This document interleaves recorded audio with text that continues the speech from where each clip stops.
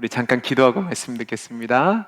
사랑이 많으신 하나님 아버지, 우리 찬양대가 하나님 앞에 귀한 찬양을 올려드렸습니다. 그 찬양을 받아주시고 이 시간 우리가 말씀 듣기를 원하는데 말씀 가운데 함께하여 주시고 깨닫게 하시는 복을 허락하여 주옵소서. 은혜 주실 줄 믿고 감사하며 사랑 많으신 예수님 이름으로 기도하옵나이다. 아멘. 우리 다시 한번 옆에 있는 분과 인사하겠습니다. 말씀의 은혜 많이 받으세요. 말씀의 은혜 많이 받으세요. 오늘은 맥추감사주일입니다. 이스라엘 백성들은 한 해를 보내면서 두 번의 추수감사절을 지켰습니다. 한 번은 첫 열매를 따는 날, 그러니까 초실절날 감사절을 지켰고, 두 번째는 마지막 열매를 따고 모든 것을 저장할 때, 우리가 초막절이라고도 하고 수장절이라고도 하는데 이때 추수감사절로 지켰습니다.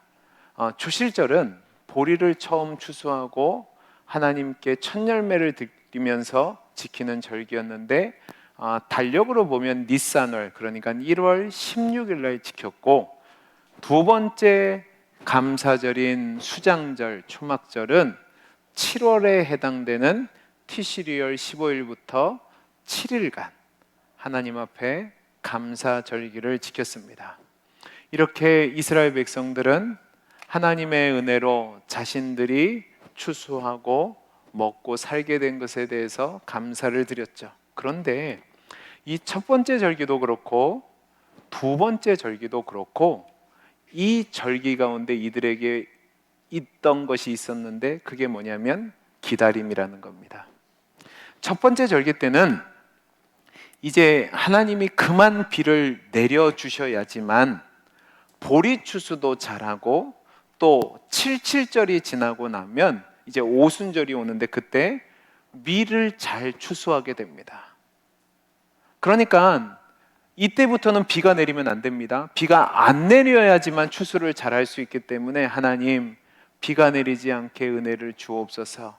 그래서 그 기간을 잘 지나고 나면 이제 초막절 때, 수장절 때 하나님 다른 과일들과 풍성한 열매들을 거둬서 우리가 살아갈 수 있게 주옵소서라고 기도를 드렸고, 두 번째 절기인 초막절이 오면 이제 이들은 또 비를 기다려야만 됐습니다. 추수를 마치고 우리가 성경에서 얘기하는 이른 비가 내려야지만 그 추수 뒤에 이제 다음 년을 준비할 수 있는 씨를 파종할 수 있게 됩니다. 그래야지 또 봄에 밀과 보리를 추수하게 되죠. 그러니까 이들은 두 절기를 지킬 때마다 기다림을 전제로 감사절을 보냈습니다. 그런데 우리 인생도 한마디로 요약하면 이렇게 기다림의 연속이라고 할 수 있을 겁니다. 저와 여러분은 이 세상을 살아갈 때 늘 끊임없이 무엇인가를 기다리며 살아갑니다. 기다리는 인간이 인간의 실존인 것 같습니다. 자, 보세요. 오늘 이루미가 왔습니다. 아이를 임신한 부모는 태어날 아이를 기다리며 준비할 거고, 또 초등학교에 입학할 나이가 된 아이들은 학교에 갈 날을 손꼽아 기다리고, 또 수험생들은 초조하게 기다리는 것이 있는데 그게 뭐냐면 대학의 합격 소식을 기다리며 준비할 거고, 또 취업을 준비한 청년들은 합격 소식을 주는 그 좋은 소식을 기다릴 거고, 또 결혼 정년기의 청년들은 결혼할 배우자를 기다리며 준비할 거고, 우리 모두가 다 기다림을 가지고 살아갑니다. 군 복무 중인 청년들, 이번 주간에 지난 주간에 우리 교회 청년들 중에서 3명이 제대를 했는데 그 청년들 물어보면 제대가 일주일밖에 안 남았는데 하루가 안 간답니다. 빨리 제대 날짜가 오기를 좋겠습니다. 그렇게 손꼽아 기다리죠. 이것들은 우리가 늘 살아가는 일상 가운데 나타나는 겁니다. 어떨 때는 큰 기다림도 있고 작은 기다림도 있습니다. 여러분, 운전할 때 신호 기다릴 때 기쁘세요? 즐거우세요? 짜증날 겁니다. 저는 제일 답답할 때가 있는데 언제냐면 식당에서 음식 기다릴 때입니다. 빨리 나오면 좋겠는데 이게 나오지 않아요. 그러면 이게 얼마 되지 않는 시간이 길단 말입니다. 이렇게 기다림은 일상적이기도 하고 시급하기도 하고 또 간절하게 길게 기다리는 것도 있습니다. 늘 기다리는 것이 우리의 인생이죠. 그런데 그 기다림 가운데 좋은 기다림도 있고 나쁜 기다림도 있습니다. 예를 들어서 좋은 기다림은 열심히 공부한 학생들이 빨리 시험을 보고 싶은 기다림일 수 있죠. 열심히 수고한 직장인들이 승진을 기다리는 것, 좋은 결과를 기다리는 것, 좋은 기다림입니다. 그런데 강도나 도둑들이 다른 사람 것을 훔치기 위해서 노략질하기 위해서 기다리는 것은 나쁜 기다림이죠. 근데 여러분, 지금 여러분이 지금 이 예배를 드리는 이 시간 속에서도 어떤 분들은 기다림을 갖고 계신 분들이 있을 수 있습니다. 남몰래 빨리 끝나기를 바라면서 시계를 보시는 분들, 여러분은 어떤 기다림을 갖고 계십니까? 오늘따라 목사님 왜 이렇게 설교가 길지? 빨리 가야 되는데? 라고 기다리는 분들도 있을 수 있어요. 여러분, 그거는 좋은 기다림일까요? 나쁜 기다림일까요? 모르겠습니다. 저는 요즘 제가 기다리는 것이 있습니다. 어떤 기다림이냐면 목사들은 보통 7년을 사역하면 안식년이 주어지게 됩니다. 그 안식년이 뭐 길 수도 있고 짧을 수도 있지만 그 안식년을 기다리는데 제가 올해가 6년 차고 이제 내년이면 안식년이 되는데 제가 내년은 제가 일정이 있고 목회 일정이 있어서 내년은 계속 목회를 하고 그 다음에 제가 안식년을 가지려고 하고 있습니다. 저는 안식년이 빨리 왔으면 좋겠습니다. 잠깐 쉬는 기간 동안 여행도 다니고 또 아무것도 하지 않고 푹 쉬면서 지내는 것을 생각하면 그 기다림이 참 설레이기도 합니다. 뭐 작은 것이든 큰 것이든 이렇게 기다리는 것들이 여러분에게 있을 건데, 근데 그 중요한 것은 그 기다림이 우리의 삶을 역동적으로 만드는 겁니다. 그 기다림이 있으니까 열심히 살고 또 그 기다림이 있어서 살만합니다.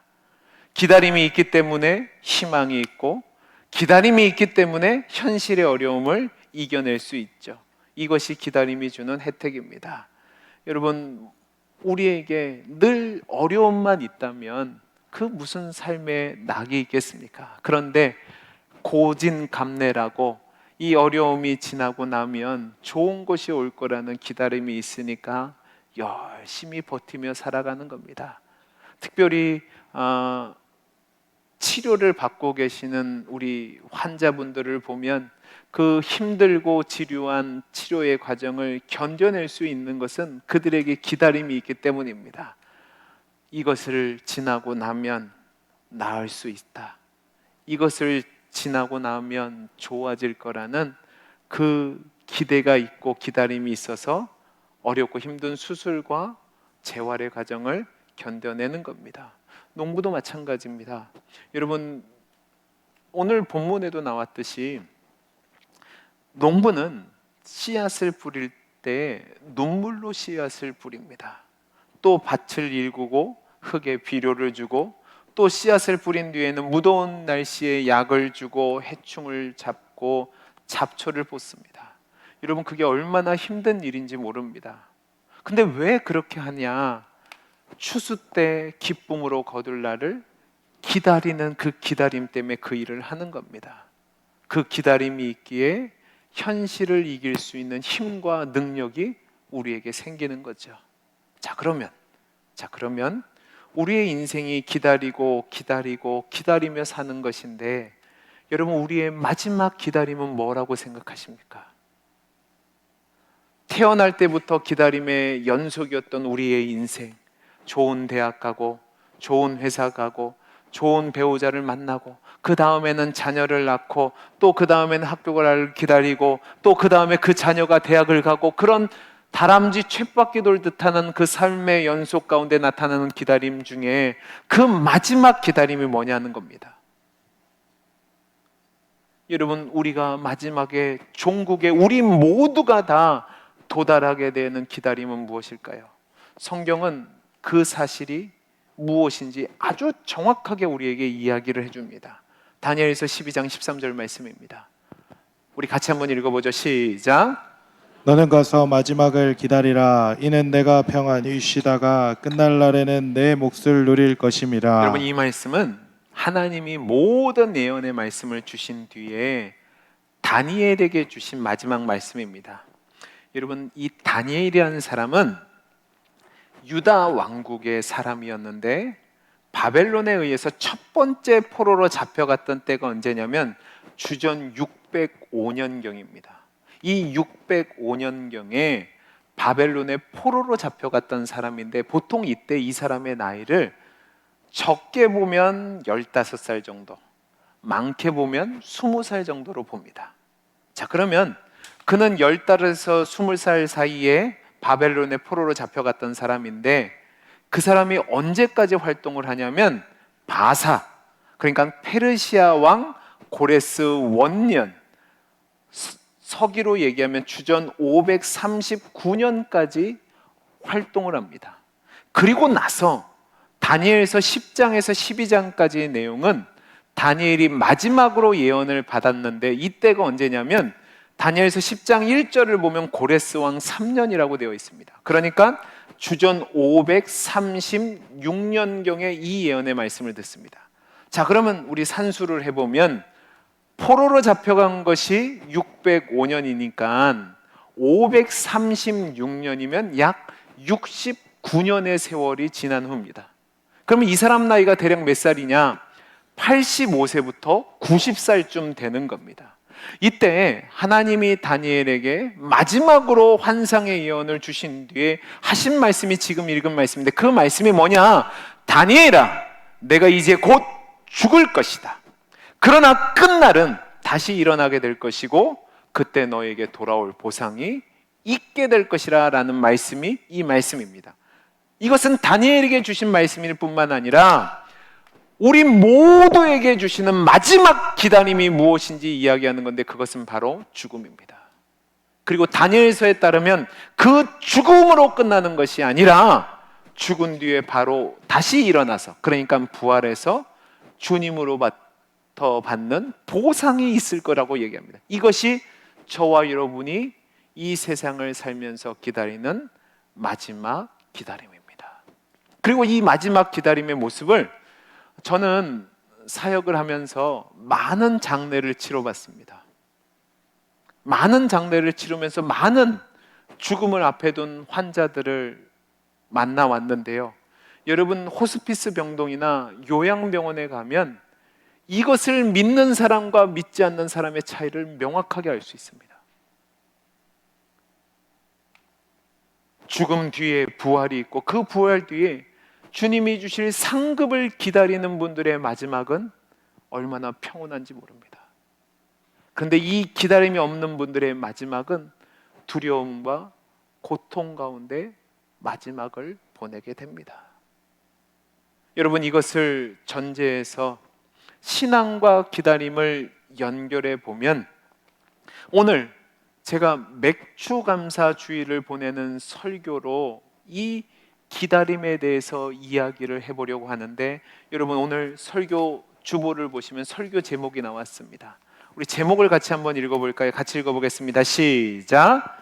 감사는 믿음으로 기다림입니다. 여러분, 오늘 저는 좀 다른 내용의 설교를 하라고 하는데 우리가 보통 감사절 하면 감사하십시오라고 얘기하는데 그 감사가 뭐냐는 거예요. 저는 감사는 다른 말로 표현하면 믿음으로 기다리는 것이라고 이야기할 수 있다고 생각합니다. 여러분, 성경을 보면 우리에게 범사에 감사라라고 말씀하면서 이것이 하나님 뜻이라고 얘기합니다. 그러면 범사에 감사하는 삶이 어떤 삶이냐? 우리의 모든 일이 기다림과 연결되어 본다면 여러분, 믿음으로 기다리는 삶이 범사에 감사하는 삶이라고 말할 수 있습니다. 여러분, 성경을 보시기 바랍니다. 성경을 보면 기다림을 거친 수많은 믿음의 사람들의 이야기들로 가득한 것을 보게 됩니다. 여러분, 기다림하면 제일 먼저 떠오르는 인물이 누굽니까? 아브라함이죠. 아브라함은 75세 때 하나님이 찾아오셨습니다. 그로 하여금 수많은 민족의 아버지가 되게 할 것이고 복의 근원이 되게 할 것이라는 약속을 주시면서 본토 친척 아버지 집을 떠나라고 말씀하십니다. 그리고 아브라함은 평생 그 약속을 붙잡고 기다림의 인생을 삽니다. 그리고 그는 그 약속이 처음 성취되는 이삭을 낳을 때까지 100세가 된 때까지 견디고 기다려야만 했습니다. 여러분, 요셉은 어떻습니까? 요셉은 그가 소년 시절에 하나님이 주신 꿈이 있습니다. 근데 여러분, 그 꿈이 이루어질 때까지 그는 얼마나 힘든 세월을 기다렸는지 모릅니다. 그 꿈 때문에 형들에게 배척을 당했고요, 억울하게 애굽 사람들에게 종으로 팔려갑니다. 그리고 애굽으로 팔려가서 보디발이라는 장군 집에 머무르면서 고향으로 돌아갈 날을 꿈꾸며 정직하게 열심히 최선을 다해서 부끄럽지 않게 일했는데 그 결국이 뭐냐? 여주인의 모함으로 감옥에 가게 됩니다. 거기서부터 요셉은 또 다른 기다림이 시작됩니다. 감옥에서 나갈 날을 기다렸죠. 여러분, 술 맡은 관원장의 꿈을 해석해 주면서 그가 나가게 되면 자신에 대한 이야기를 전해 달라고 부탁하면서 감옥에서 나갈 날을 희망했을 겁니다. 근데 여러분, 성경을 보면 그 술 맡은 관원장이 2년 동안 이 요셉을 잊어버립니다. 요셉은 다시 2년 동안 잊혀진 자로 기다림의 삶을 삽니다. 그리고 나서 어떻게 되죠? 하나님이 그를 애굽의 총리로 올리게 되죠. 여러분, 다윗은 어떻습니까? 우리가 지금 사무엘 상하를 통해서 살펴보고 있는데 어린 시절에 사무엘에게 기름 부음을 받았습니다. 그런데 그가 통일 이스라엘의 왕이 될 때까지 10년이 넘는 세월을 도망자로 살았고요, 유다의 왕이 된 뒤에는 7년 반 동안이나 기다림의 시간을 가졌습니다. 오늘 본문에 나온 욥도 마찬가지입니다. 가족과 재물과 모든 것을 잃어버리고 고통 시간을 보내는 가운데 하나님이 주시는 회복의 시간을 기다려야만 했습니다. 여러분, 구약의 선지자들은 하나님의 공의를 기다렸고 오실 메시아를 기다렸습니다. 그리고 신약 시대에 사는 우리들은 오실 성령님을 기다려야만 했고 또 장차 임할 하나님의 나라를 기다리고 살아가고 있습니다. 오늘 야고보 사도도 초대교회 성도들에게 그리고 우리들에게 주님 오실 때까지 참고 기다리라고 권면을 하고 있습니다. 이렇게 기다리며 살아가는 것이 우리의 숙명인데요, 여러분, 무엇인가를 기다린다는 것은 결국 우리의 삶이 완전하지 않다라는 것을 의미하는 겁니다. 여전히 무엇인가 부족하다는 것을 말하는 것이죠. 그러니까 인간이 무엇인가를 기다리며 산다는 것은 부족한 무엇인가를 찾아가고 채워가는 과정이라고 말할 수 있을 겁니다. 그래서 기다린다는 것은요, 채워지지 않는 그 부족한 현재를 인정하고 언젠가는 채워지고 완성될 미래를 희망하며 살아가는 겁니다. 그리고 그 기다림에는 항상 때가 있습니다. 하나님의 때, 하나님께서 허락하시는 시간과 연관되어서 우리는 기다림의 삶을 살죠. 그러니까 우리는 살아가면서 늘 하나님의 때를 구합니다. 내가 원하는 때와 하나님이 원하는 때가 맞아지는 날이 오면 참 좋겠다라는 희망을 가지고 살아가죠. 그런데 문제는 여러분이 살아보셔서 아시겠지만 그 때를 기다림에 있어서 하나님의 때와 우리 때가 다른 겁니다. 그 다름 가운데 우리가 늘 하나님의 때를 기다리지 못하고 조급하게 행동을 합니다. 그래서 문제가 생기는 것을 보게 되는 거죠. 그 대표적인 예가 아브라함에게 있습니다. 우리 창세기 16장 1절에서 3절 말씀을 보겠습니다. 같이 한번 읽어보죠. 시작. 아브라함의 아내 사레는 출산하지 못하였고 그에게 한 여종이 있으니 애굽 사람이요 이름은 하갈이라. 사레가 아브라함에게 이르되 여호와께서 내 출산을 허락하지 아니하셨으니 원하건대 내 여종에게 들어가라. 내가 혹 그로 말미암아 자녀를 얻을까 하노라 하매 아브라함이 사레의 말을 들으니라. 아브라함의 아내 사레가 그 여종 애굽 사람 하갈을 데려다가 그 남편 아브라함에게 첩으로 준 때는 아브라함이 가나안 땅에 거주한 지 10년 후였더라. 아멘. 여러분, 이 말씀을 이해하기 위해서는 바로 전장인 15장 내용을 알고 있어야 됩니다. 하나님께서 15장에 나타나셔서 아브라함에게 뭐라고 약속하셨냐면 내가 너로 큰 민족을 이루게 하겠다 약속하시고, 그 둘 사이의 약속을 확증하시기 위해서 쪼갠 재물 사이로 친히 들어가셔서 자신의 이름을 걸고 반드시 너와 맺은 약속을 이루겠다고 확인해 주셨습니다. 그런데도 아브라함은 아들이 좀처럼 생기지 않는 겁니다. 여러분, 3절 말씀을 보시면 가나안 땅에 거주한 지가 10년 후라고 이야기합니다. 그리고 16장 16절 말씀을 보면 이스마엘을 낳았을 때가 아브라함은 86세라고 말합니다. 그러니까 아브라함은 하나님이 약속을 주셨는데도 아들을 낳지 못하고 10년이라는 세월을 지나고 나니까 그 기다림이 내 마음에 들지 않는 거예요. 그러니까 나름의 방법을 통해서 아들을 만들고자 했고, 결국 하갈이라는 첩을 통해서 낳은 아들이 이스마엘인 겁니다. 여러분, 적극적인 방법이긴 합니다. 그러나 하나님의 뜻과 때는 아니었습니다. 그가 믿음의 사람이었다면, 온전하게 하나님께 감사하는 삶을 살았다면 하나님이 이삭을 주실 때까지 기다려야만 했습니다. 그러나 그러지 못하고 실수를 범하고 만 것입니다. 그러면 여러분, 성경이 말하는 기다림은 무엇을 의미하는 걸까요? 그냥 아무것도 하지 않고 그냥 포기한 상태로 있는 것이 기다림일까요? 감이 다 익었는데 추수를 해야 되는데 그냥 감나무에 누워서 떨어지기만을 기다리는 것이 그 성경이 말하는 기다림일까요? 저는 그것은 아니라고 생각합니다. 그러면 성경이 말하는 하나님의 때를 기다린다는 것이 무엇일까? 여러분, 시편 27편 7절에서 14절 말씀을 보시기 바랍니다.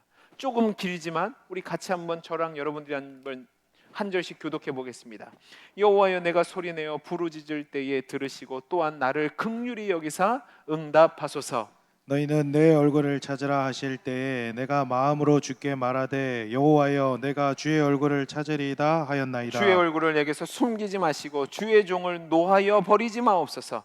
주는 나의 도움이 되셨나이다. 나의 구원의 하나님이시여 나를 버리지 마시고 떠나지 마소서. 내 부모는 나를 버렸으나 여호와는 나를 영접하리로다. 여호와여, 주의 도를 내게 가르치시고 내 원수를 생각하셔서 평탄한 길로 나를 인도하소서. 내 생명을 내 대적에게 맡기지 마소서. 위증자와 악을 토하는 자가 일어나 나를 치려 함이니이다. 내가 산자들의 땅에서 여호와의 선하심을 보게 될 줄을 확실히 믿었도다.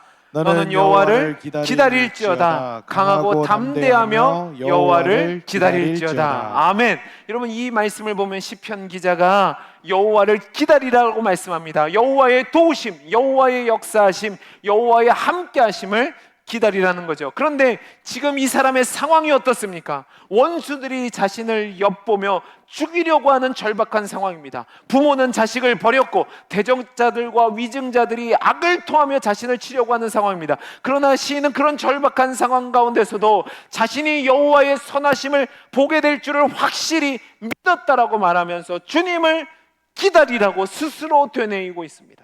어쩔 수 없는 극한의 상황에서도 하나님이 개입하실 자리를 비워두고 있는 거죠. 하나님이 도와주실 것을 믿는 겁니다. 여러분, 여기서 우리가 진정으로 기다려야 되는 것이 무엇인지를 보게 되는 그게 뭐냐? 어떠한 상황에서도, 심지어 죽음이라는 절박한 상황 속에서도 우리가 궁극적으로 기다려야 될 것은 바로 하나님의 도우심입니다. 결국 우리가 기다려야 될 것은 하나님이란 말입니다. 하나님께서 베풀어 주실 은혜를 구체적인 삶의 자리에서 기다리는 거죠. 가정에서, 일터에서, 동시에 죽음 앞에서, 그리고 죽음 이후에도 우리는 하나님의 도우심을 기다리는 겁니다. 이것을 성경을 믿음이라고 말합니다. 하나님이 우리를 도와주실 것이란 확신의 표현이 믿음인데, 그 믿음 위에서 우리는 하나님을 기다리는 거죠. 그러니까 기다림과 믿음은 같은 말이 되는 겁니다.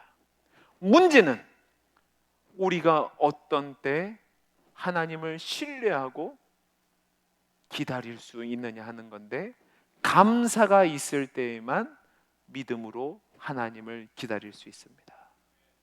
여러분, 우리는 살면서 뜻하지 않게 어려움을 당할 때가 있습니다. 광야의 길을 걸을 때가 있고, 앞이 보이지 않는 길을 홀로 걸을 때가 있습니다. 정말로 열심히 수고하고 노력했는데 내가 원하지 않는 결과들이 내게 올 때가 있습니다. 그래서 내가 바라던 꿈을 이루어낼 수 없을 때가 있고, 그래서 좌절하고 절망하고 싶은 그 낙심되는 상황과 직면할 때가 있습니다. 적의 공격을 억울하게 당하고 누명을 쓰고 아무리 난리를 쳐도 풀려지지 않는 사슬에 매인 것 같은 상황에 있을 수 있습니다. 근데 여러분, 성경을 보면 이런 상황들이 가득되어 있는 것을 우리는 발견하게 됩니다. 그런데요, 그 성경 속의 믿음의 사람들은 하나같이 똑같은 반응을 보였는데, 그것이 무엇이냐? 그 상황 속에서도 감사를 잊지 않는 겁니다. 감사하는 마음을 가지고 하나님을 의지하고 주의 도우심을 기다렸습니다. 참고 견디며 은혜를 베풀어 주실 하나님을 기다리고 또 기다렸다는 말입니다. 여러분, 오늘 말씀 우리 야고보서 5장 7절에서 10절을 다시 한번 같이 읽어보겠습니다. 같이 읽겠습니다. 시작. 그러므로 형제들아, 주께서 강림하시기까지 길이 참으라. 보라, 농부가 땅에서 나는 귀한 열매를 바라고 길이 참아 이른 비와 늦은 비를 기다리나니, 너희도 길이 참고 마음을 굳건하게 하라. 주의 강림이 가까우니라. 형제들아, 서로 원망하지 말라. 그리하여야 심판을 면하리라. 보라, 심판주가 문 밖에 서 계시니라. 형제들아, 주의 이름으로 말하는 선지자들 고난과 오래 참음의 본으로 삼으라. 여러분, 뭐라고 되어 있습니까? 아무리 힘들고 어려울지라도 씨를 뿌리는 농부의 마음으로 길이 참으며 하나님의 때를 기다리랍니다. 여러분, 이 성경이 쓰여진 근동의 날씨를 보면 씨를 뿌릴 때가 있는데, 이때는 동남풍이 불 때입니다. 이 동남풍은 뭐를 가지고 왔냐면 모래바람을 가지고 왔습니다. 그러니까 씨를 뿌릴 때에 눈물을 흘릴 수밖에 없는 겁니다. 모래가 눈에 들어가니까 아프고 따가우니까 눈물을 흘리죠. 근데 여러분, 그럼에도 불구하고 그 눈물을 흘리며 씨를 뿌릴 수 있는 것은 감사가 있기 때문에 그렇습니다. 이전에 하나님이 베풀어 주신 은혜로 추수를 거둔 기쁨과 감사가 있으니까 다시 참고 울며 견디며 씨를 뿌리는 겁니다. 왜? 그렇게 씨를 참고 견디며 믿음으로 뿌리면 하나님께서 또 하나의 은혜를 주셔서 비도 주시고 해도 주시고 날씨도 주장해 주셔서 나중에 기쁨으로 귀한 열매를 거둘 수 있다는 믿음 때문에 그렇습니다. 그러나 감사가 없으면 절대로 기다릴 수가 없습니다. 아브라함을 보시기 바랍니다. 여러분, 아브라함이 진정한 감사가 있었다면 과연 하갈과 동침해서 이스마엘을 낳았을까요? 그를 가나안 땅으로 인도하신 하나님, 그가 어렵고 실패하고 낙심하고 주저앉을 때마다 도우시며 인도하셨던 하나님에 대한 감사가 있었다면, 여러분, 그 10년이란 기다림이 그렇게 긴 기다림은 아니었을 겁니다. 근데 감사하지 못하니까 하나님의 때를 기다리지 못했고, 그래서 결국 하갈에서 이스마엘을 낳으려고 한 겁니다. 여러분, 성경을 보면 사도행전 16장 21에서 26절 말씀에 바울과 실라가 감옥에 갇혔을 때에 하나님께 기도하고 찬송하는 장면이 나옵니다. 여러분, 그들이 감옥에 갇히게 된 것은 빌립보에서 복음을 전하다가 귀신 들린 여종을 고쳐주었기 때문에 그렇습니다. 귀신 들린 여종 때문에 돈을 벌었던 주인들이 여종에게서 귀신이 나가니까 돈벌이를 못해요. 그러니까 바울과 실라를 무고하게 고발을 하게 됐고요. 그로 말미암아 바울과 실라는 억울하게 옷을 찢김을 당하고 옷 벗김을 당하고 매를 당하고 감옥에 갇혀서 착고를 씌우게 됐습니다. 만약에 여러분이라면 어떤 마음을 가졌겠습니까? 여러분, 너무 억울하고 분통 터지지 않습니까? 주를 위해서 일했고 귀신을 쫓아냈는데 그 결과가 감옥에 갇힌 겁니다. 여러분, 이들이 바라는 것이 무엇이었겠습니까? 감옥에서 나가는 거겠죠. 언제 나갈지 모르는 상황입니다. 답답하고 화가 나고 어쩔 줄 몰라 할 수 있는 상황이 분명히 맞습니다. 그런데 여러분, 이 어려운 상황 속에서 16장 25절 보시기 바랍니다. 16장 25절 우리 같이 한번 읽어볼까요? 같이 읽어보겠습니다. 시작. 한밤중에 바울과 실라가 기도하고 하나님을 뭐요? 하나님을 찬송함에 찬송함에 죄수들이 듣더라라고 되어 있습니다. 여러분, 이들은 억울한 일을 당하고 옥에 갇혀 있는데 오히려 기도하고 찬송했습니다. 여러분, 기도하고 찬송했다는 것은 감사가 전제되어 있지 않으면 도저히 할 수 없는 겁니다. 이것이 성도가 가져야 될 기다림의 자세입니다.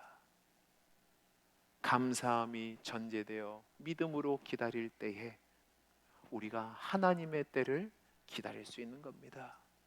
여러분, 우리가 살다 보면 몽둥이를 맞는 것과 같이 어려움을 당할 때가 있습니다. 어떻게 벗어날 수 있을까? 여러분, 하나님의 인자와 긍휼을 생각하시기 바랍니다. 그리고 하나님이 절대로 나를 버리지 않는다는 사실을 믿으시기 바랍니다. 그 믿음이 있으면 감사할 수 있고요, 그 감사가 있으면 우리는 참고 기다릴 수 있습니다. 사랑하는 성도 여러분, 오늘 우리는 맥주 감사절을 보냅니다. 맥주 감사절이 뭐죠? 지난 반년 동안 하나님이 주신 은혜에 감사하는 겁니다. 그런데 이 감사절을 보내면서 우리는 또 다른 기다림을 준비합니다. 올 연말에 하나님이 주실 복을 기대하는 거죠. 혹시 여러분 가운데 열심히 수고했는데 여러분이 만족할 만한 성과를 거두지 못한 분들이 계십니까? 빈손인 것 같고 이제 모든 것이 끝난 것과 같고 답답하게 앞이 보이지 않는 상황 가운데 있는 분들이 계십니까? 여러분, 감사가 전제되어 믿음으로 하나님의 때를 기다리면서 울면서 눈물로 씨를 뿌리시는 성도들이 되기를 바랍니다. 하나님께서는 하나님을 기다리는 자들에게, 하나님을 찾는 자들에게 반드시 복을 주시고 구원하여 주시고 좋은 날을 주실 겁니다. 그러니까 여러분, 지난 반년 동안 거둔 것이 없어요? 그럼 불평과 원망으로 보내는 것이 아니라 믿음으로 감사함으로 보내주시고 하나님이 주실 은혜를 바라보며 믿음으로 기다리며 울며 씨앗을 뿌리는 복된 감사절을 보내는 저와 여러분이 될 수 있기를 간절히 소원합니다. 기도하겠습니다. 사랑이 많으신 하나님 아버지, 감사는 믿음으로 기다리는 겁니다. 하나님, 우리에게 믿음을 주옵소서. 내가 원하는 상황이 아니라 할지라도, 내가 원하는 결실을 거두지 않았다 할지라도 다시 맞이할 그 감사절을 기대하며 믿음으로 인내하며 감사함으로 하나님께 나아가는 우리 모든 성도들이 되게 해 주옵소서. 은혜 주시기를 소원하며 사랑 많으신 예수님 이름으로 기도하옵나이다. 아멘.